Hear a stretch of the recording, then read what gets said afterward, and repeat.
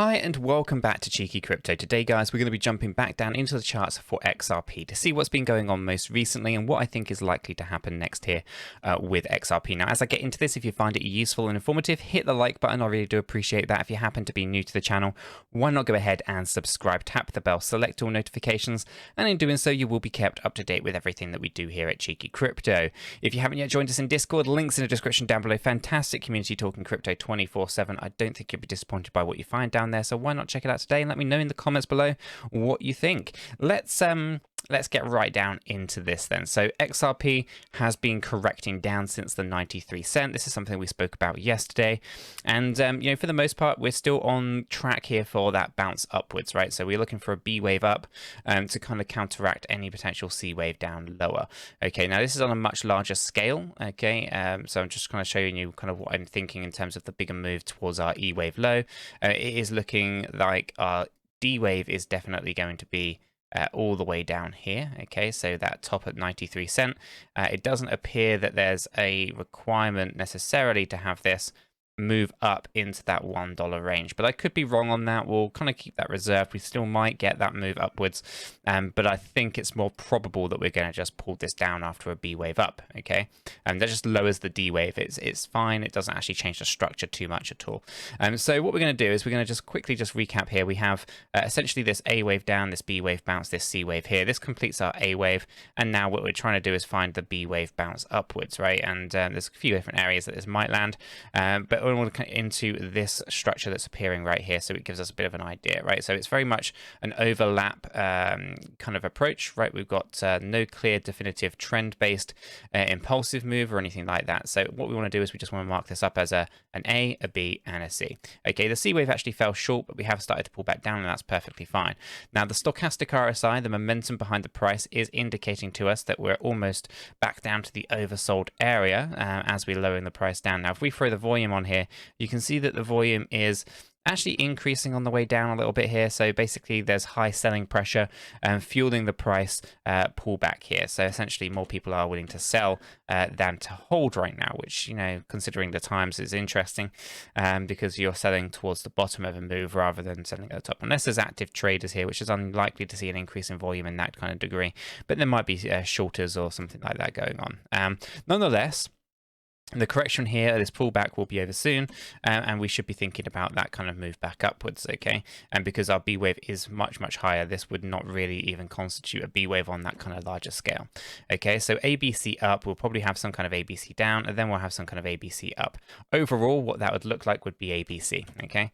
So let me just get rid of that, and it would be something like, if I grab that one there, that was it, A, B, C, right? And we're moving on up.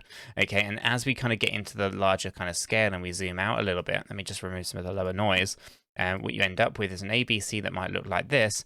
Then you end up with an ABC that comes down, and then a larger ABC that comes up, and it takes us into that higher range. But it's all corrective, and it may have lots of different wave counts inside it on the micro scale of things, right? So we might have 3 waves coming up here, 3 waves coming down, and then 5 waves coming up.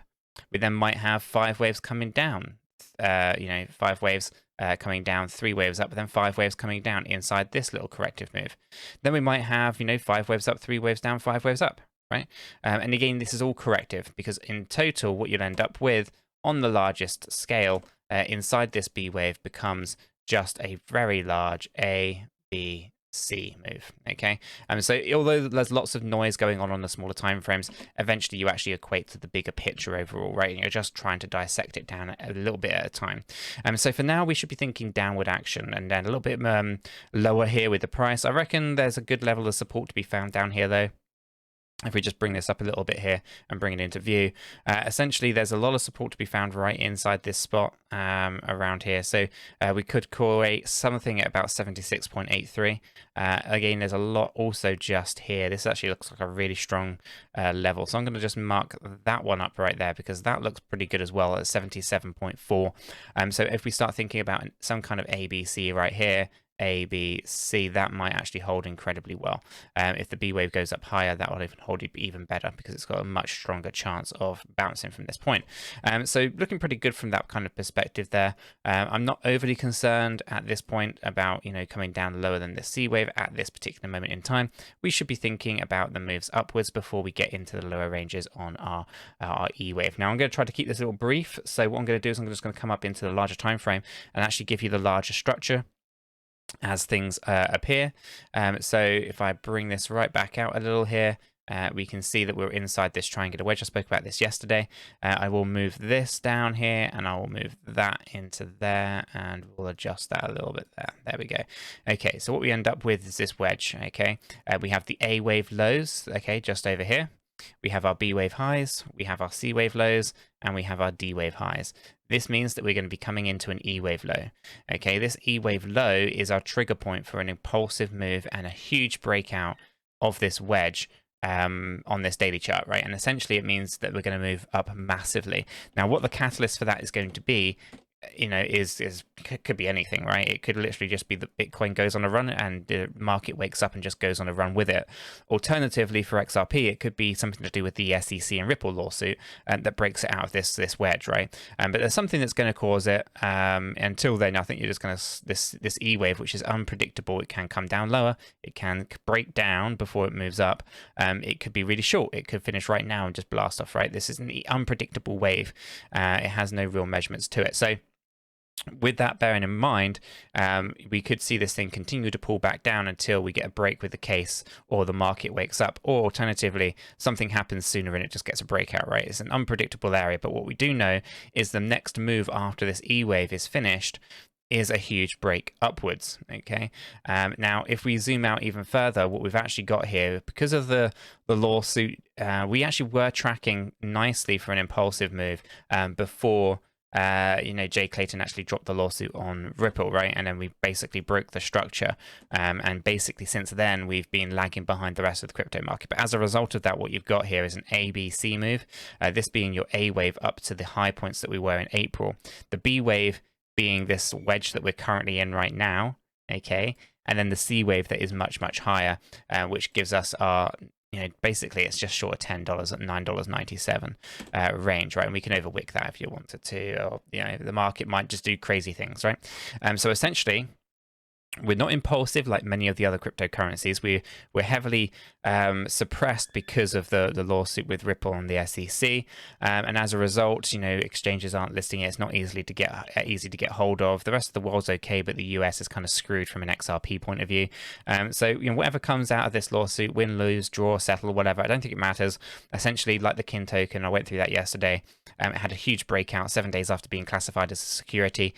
At the same time, the rest of the market was actually declining. So for the most part, I think you're going to be perfectly fine with whatever outcome. It's mainly just that you need clarity. You need to know, is it a security, is it not a security? And the US need to be able to list that on exchanges in the right context, right? They don't want to misinform anyone and they want to be legal about it, right? And obviously the US aren't necessarily very good with basically setting out that framework and that legal kind of requirements for how to do business, which, so you can't really blame exchanges, etc., for selling something that they didn't know it was a security, because even the SEC didn't really know it was a security, or at least maybe they did know it was a security and now they're going back on that. Who knows? At the end of the day, I'm not going to get into that kind of nitty gritty of it. Essentially, this E wave, when it finishes, is going to basically create a huge explosive move to the upside. I would expect it to be potentially an impulsive move, making this entire thing a 3-3-5 move, okay, completing that C wave up there in an impulsive structure, which I think will end this bull run for XRP in a really, really big way. So right now, expect volatility. We should be expecting upward moves on the smaller time frames, but overall we are moving down. And obviously, once we get this E wave complete, we will be in a really, really strong position going further forward. Guys, I'm going to leave the video there. If you have found it useful and informative, hit the like button. I really do appreciate that. If you happen to be new to the channel, why not go ahead and subscribe, tap the bell, select all notifications, and in doing so, you will be kept up to date with everything that we do here at Cheeky Crypto. With all that said, done and out of the way, I hope everyone has a fantastic day, and I'll catch you all in the next one.